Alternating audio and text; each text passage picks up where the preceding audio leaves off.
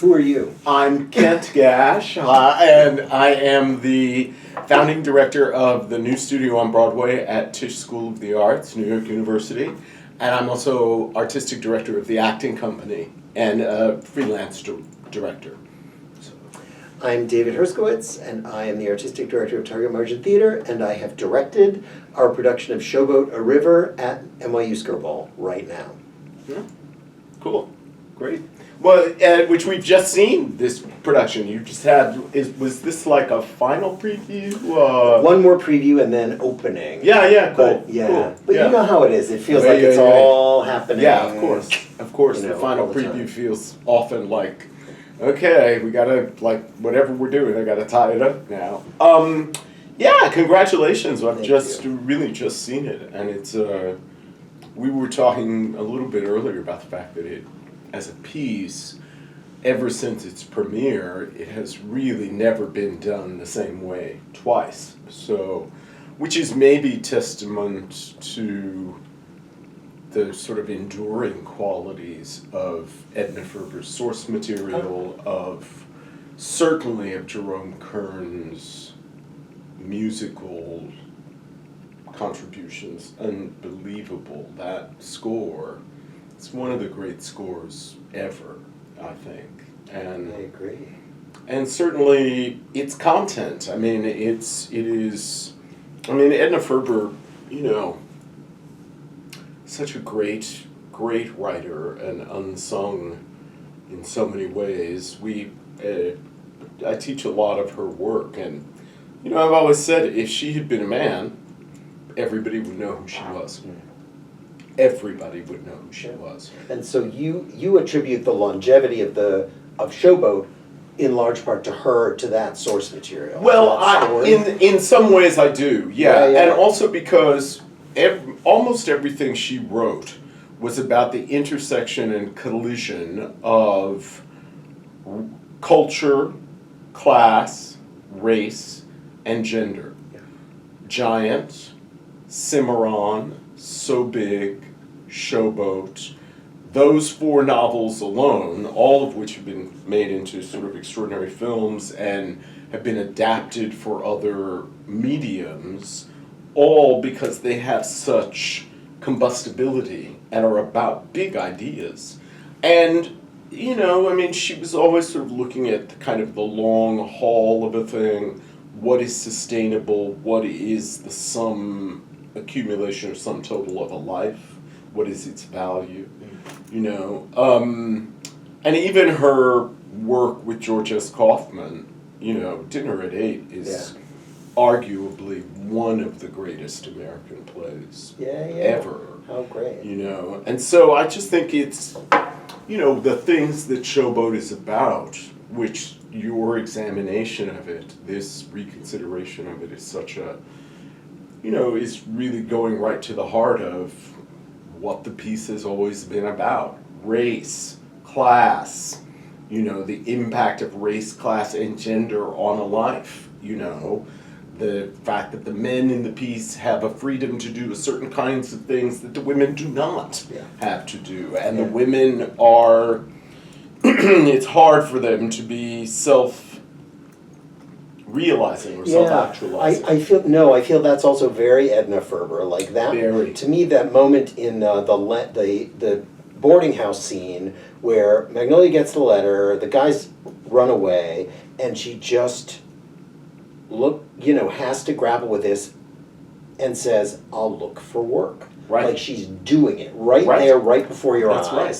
Like I'm gonna make a life for myself. That's and that is, to me, one of the classic Edna Ferber moments. Really, Absolutely. In those stories. And she also has great sort of depth of understanding around circumstances and contexts that impact a life to a point where it cannot be, the person who's living it cannot pull it together. I mean, when we're looking at Julie and what sort of impacted her life, the fact that she, she's sort of the flip side of that coin. She can't do what Magnolia does. She's incapable of it. And you sort of get the sense by the end that she's going to go off and it's kind of over for her, what the life will be. That's the message that she leaves is I'm going to go off on a tear, I'm done with this. Yeah. Who knows, of course, who knows. Yeah. But yeah, that's that her story, of course, is also central to the play, to the music. Yeah.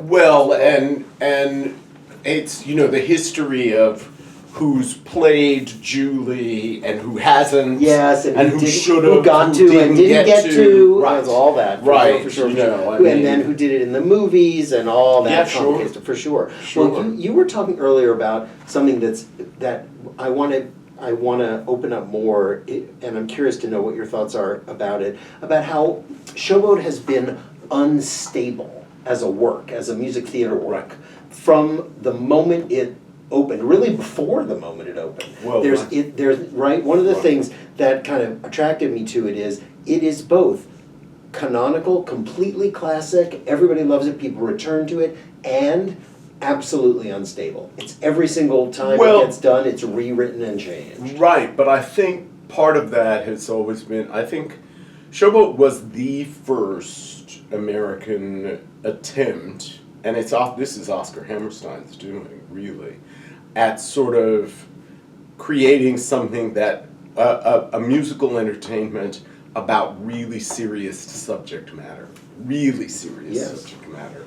And so, in doing that, there was enormous risk, and as you know, the first production was produced by Florian Ziegfeld at an exorbitant, it was the most expensive show. It was the Lion King of its time. Right. It was the most expensive show that had ever been produced at the time that it was produced. And so, I think, and even from Broadway to the first London production, there were adjustments and changes, in part because would a British audience at that time in the late 20s, early 30s really understand what was a lot of what was being said about race. That also was that first London tour was when Paul Robeson joined when he did it. And that, which I also think had an impact on the changes that were made. Well, it did, and he was supposed to do the Broadway. Yeah, and they wrote it for him. And he couldn't do it. But I mean, he was instrumental throughout the sort of history of the song. There's a great documentary about him, where he talks very specifically about, with Oscar Hammerstein's blessing, changing the lyric in some of the lyrics in Old Man River, so it became even more of a protest song. Yep. But also every production has been surrounded by, just like Porgy and Bess, has been surrounded by controversy in terms of black artists engaging it. Yeah. Because when the Prince production, in the Hal Prince revival, and in the recording that Teresa Stratas did, that was the first complete recording, the black ensemble that they hired to sing opened the original scores, and when they saw niggas all work on the Mississippi, they were like, done, and they quit. Yes, I'm aware. They quit. And there were people, it's a complicated journey because it gets at something that I think we're just beginning to grapple with, which is, I think it's pretty undeniable that the most powerful song in the show is Old Man River. And with that, and probably the Misery chorus, but the Misery chorus was not heard in its entirety. It was heard in its entirety when it was written originally for Broadway. And it wasn't heard again in its entirety until the Hal Prince revival. Everybody else, every other production, cut or trimmed way back that musical idea. And of course, that musical idea is actually, in a deep analysis of the musical information, that piece of music is sort of the heart of the score, that and Old Man River, everything else sort of spirals out from that in terms of its sort of emotional weight and gravitas. But often productions did not want to give the sort of black community of the show that much stage time. And some of it is just because the show is long. It's so long. It is so epic. I mean, Kern, of course, and Hammerstein cut it partially Mm-hmm. for the Broadway opening from the tryouts in Washington for that reason. Right. It was so long, and they were just looking for ways. And then as soon as he could, Kern restored it. That's right. That's right. Well, and so, it's there is this thing of what is sort of authenticity, or who should be telling whose story. And there are things in Showboat and things in some of the great works of canonical works, really, of the theater, where there are black characters on stage, but they have not been given voice by people who have had a lived black experience. And some, depending on the writer and the qualities of the writer, they can be very powerful evocations and very strong, or they can be really messy. And in some ways, Showboat is a little of both. Talk about that, yeah, where do you see that? Well, it's interesting. I mean, because even in their attempt to get so many things right, the original production had a white woman named Kay Gardella play Queenie. Yes, Tess. Who was Italian. Yeah, Tess Gardella, in blackface. In blackface, played it in blackface. But then in the film, in the film that I think is really great, the 1930, the James Whale film from Universal, it's Paul Robeson and Hattie McDaniel. Yeah. And they're both stunning. And they wrote new material for them. Yeah. I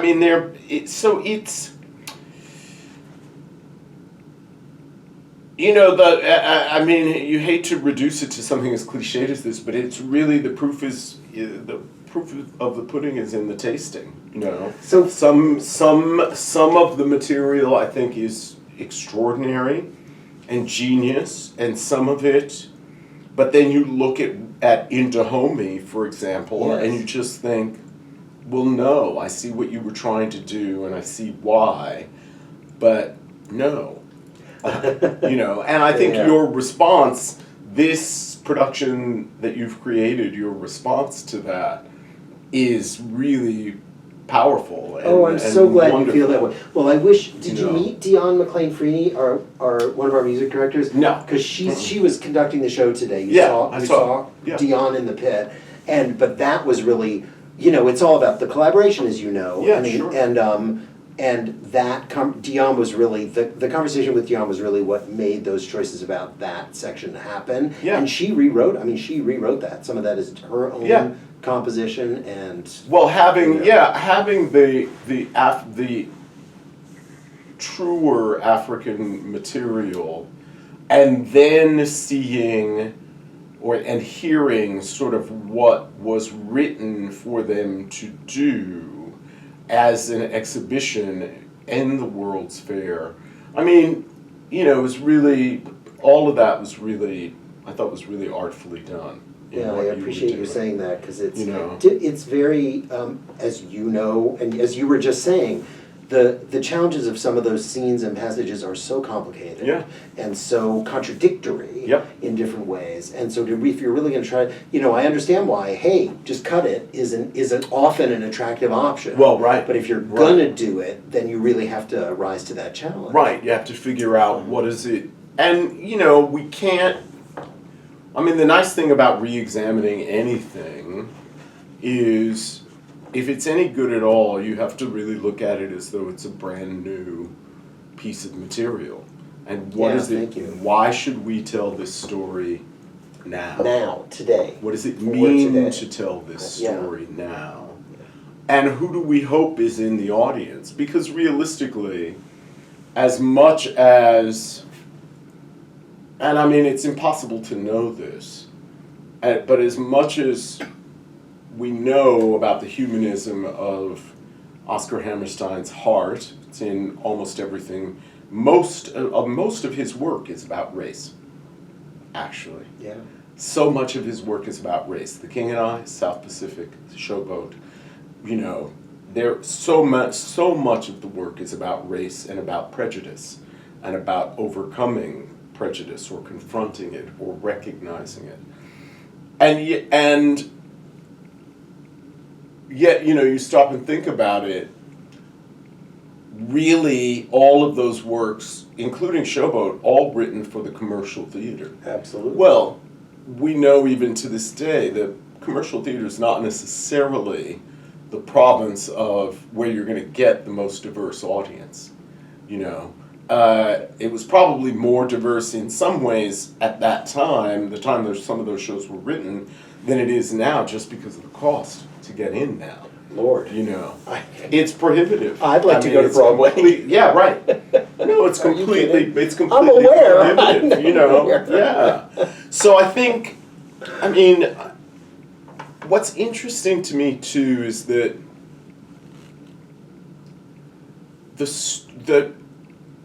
what Jerome Kern and Oscar Hammerstein were able to do in terms of really embedding this extraordinary musical material into this very compelling, albeit epic, kind of episodic story.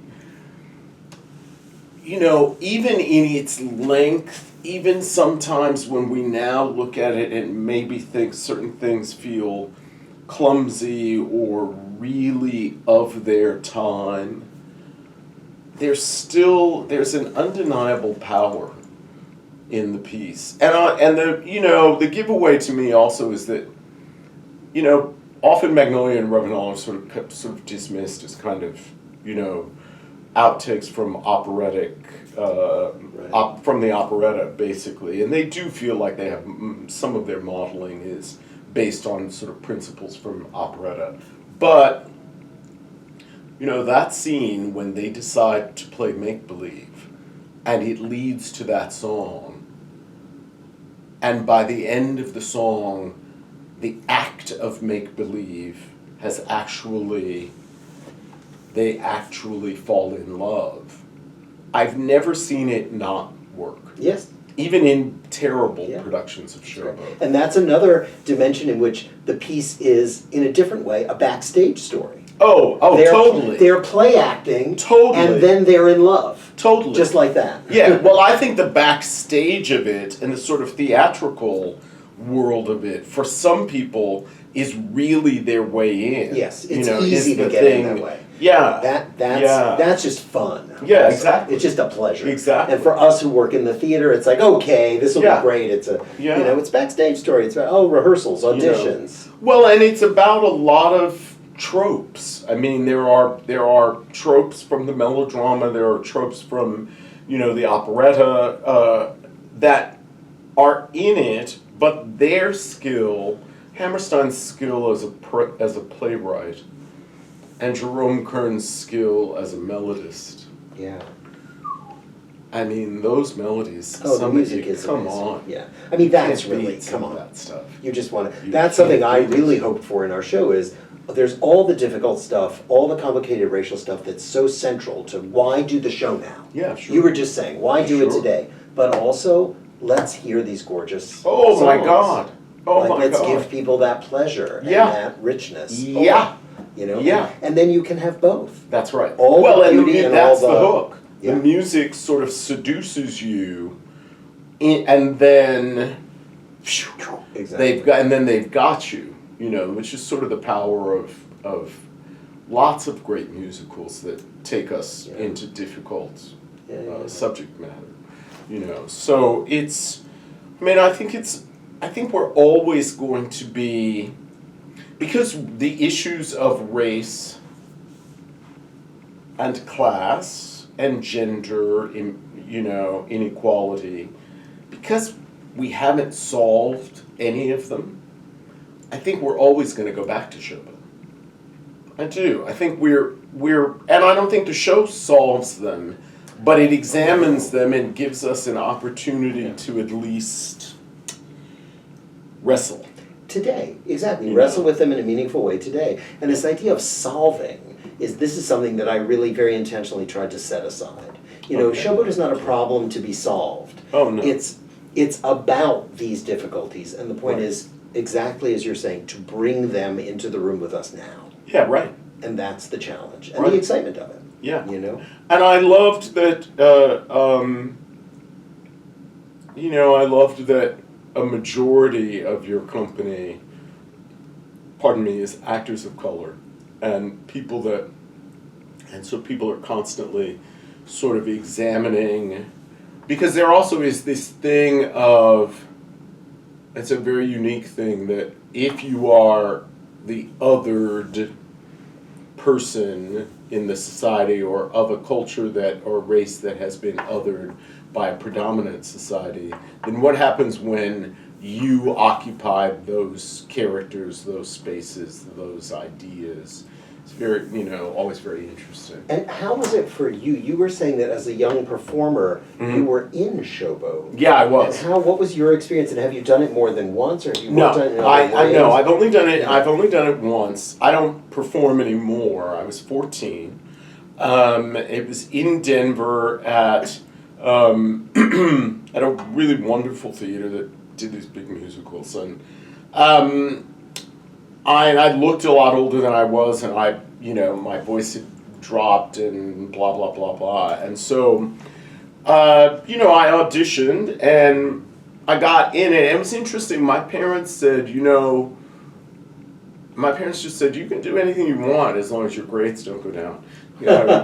And so, they took me to rehearsals and everything, and they said when I was cast, they said, it's not going to be an easy, fun show for you to do. The black people suffer a lot in this show.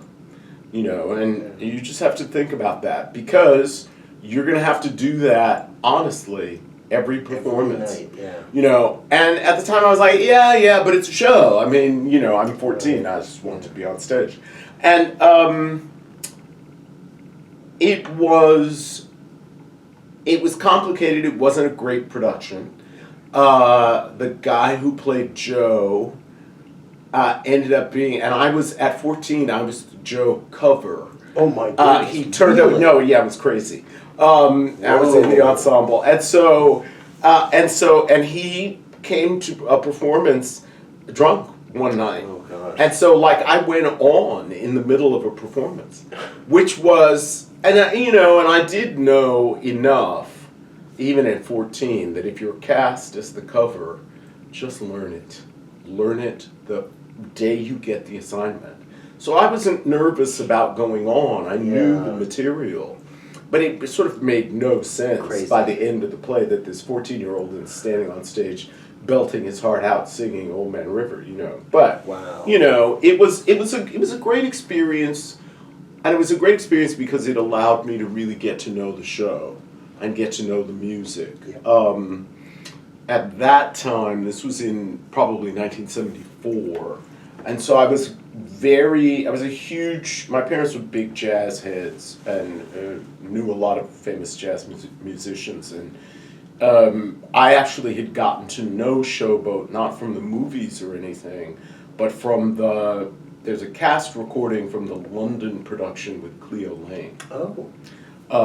And it was at the time the most complete recording of the score, 2 LPs, gorgeous, really stunning. Harold Fielding produced it at the Drury Lane. And it was a huge production. You can hear in the orchestrations, everything was a huge production. But to hear Cleo Lane sing Bill and Can't Help Loving That Man,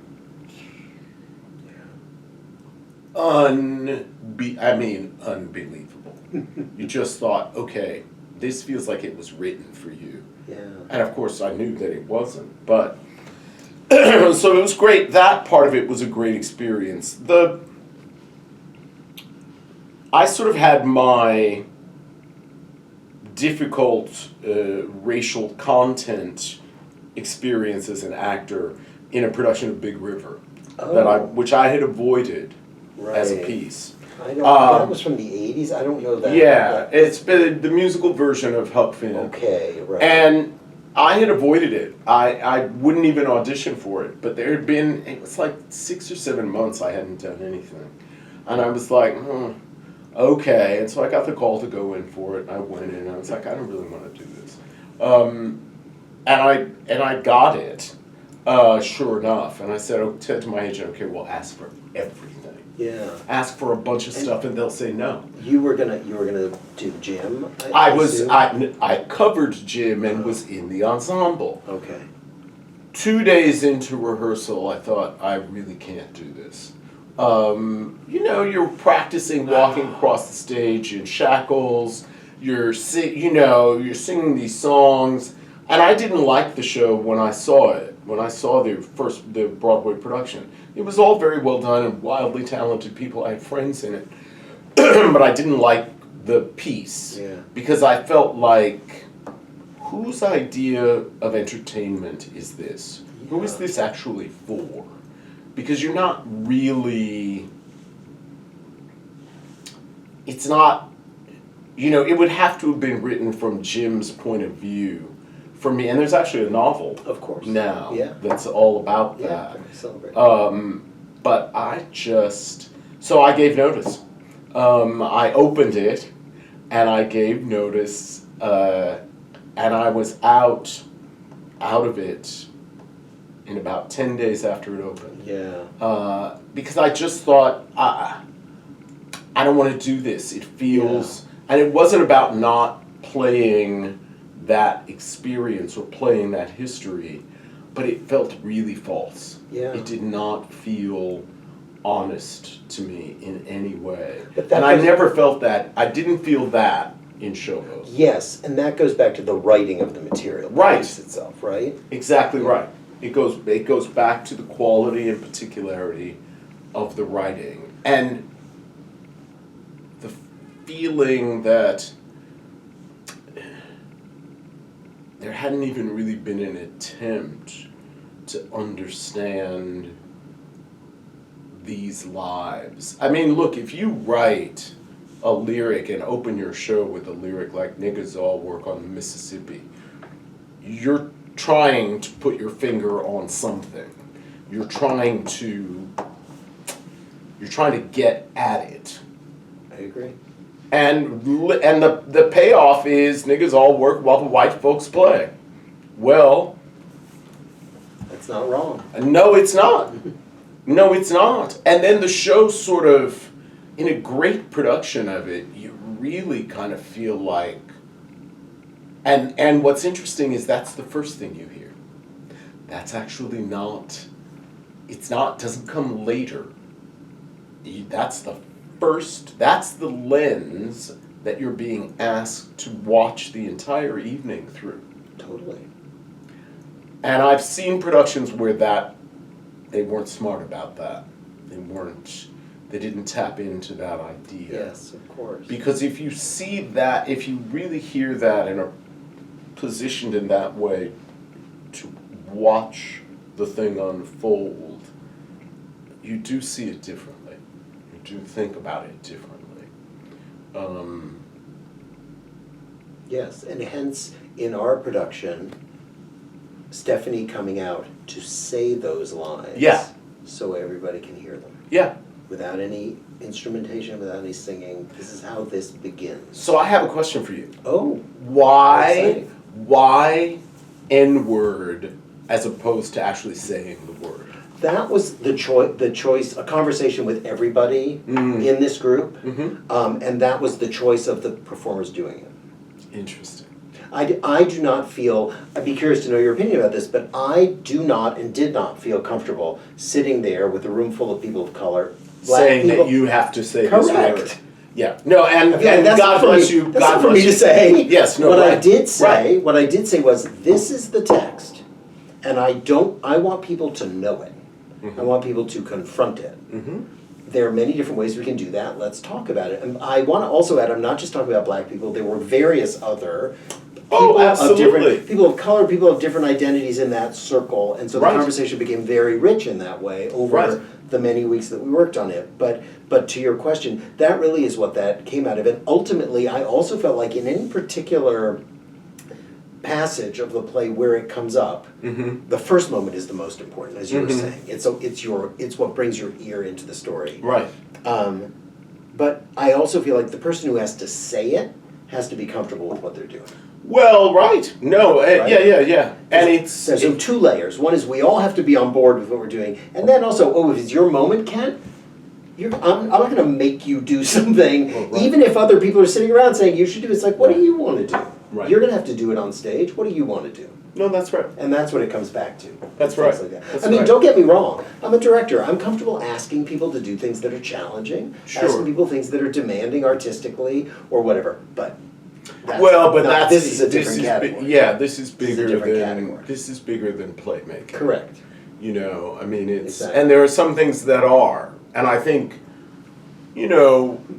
we as directors, if we're not cognizant of that and not sensitive to it, we probably shouldn't be leading the room. Well, one of my favorite thoughts about that, I agree with you very strongly, and I have been remembering these days Richard Foreman, who passed away recently, and I always remember Richard saying, you have to think of yourself as doing the world's greatest minor art. Like, it's like a porcelain figurine that's on your mantelpiece. It's beautiful, it's beautifully crafted. Somebody made that porcelain. Somebody painted it by hand. It's gorgeous. And you know what? It's a little puppy dog. It's just a little tchotchke on the shelf. And let go of it. Right. Well, exactly right. It's only a play. Exactly It's the most important thing. We love it. We're committed to it. And it's also... we're not curing cancer, it's not brain surgery, it's... And we're going to do what we can to make the world a better place, but this is what we're doing. We're not curing cancer. Exactly right. Yeah. No, I agree. Yeah, it was wild to hear it and engage it all over again. I can imagine from your perspective, having lived that in so many ways. So I'm glad. I appreciate you being there. I really do. And I think I'm trying to remember now. By the time in our production, it opened with "Here We All." Yes, that's one of the versions that people often default to. It's been the N-word. It's been colored folk. It's been "Here We All." It's been, there was another one. We use a couple different ones, including black people, which did black people work on the Mississippi. Okay. Black, sometimes just black. Sometimes the word Negro is, and again, there's always a conversation, there's always layers of agency. Right. In who's choosing to do what. Well, in the performance. Good. Well, I'll never forget, I directed a really large production of Pacific Overtures. Which was a great gift, and obviously not being Japanese, the first thing we did was hire Yuriko Doi, who was head of theater in Yugen in San Francisco, and Francis Ju and Darren Lee were hired to choreograph. And the first thing I said to them and it was an all-Asian company, but I said to people in auditions and in the first rehearsal, I said the one thing I cannot be is Japanese. I think I understand a great deal about this piece, but the moment I'm asking you to do something that is wrong, or that is not of the culture, or is antithetical to your lived experience, I want to be told. Yeah. I'm asking you to tell me. No, I think that's exactly right. You have to acknowledge, I'm going to have blind spots. Right. And I don't want to try to pretend I don't. Right.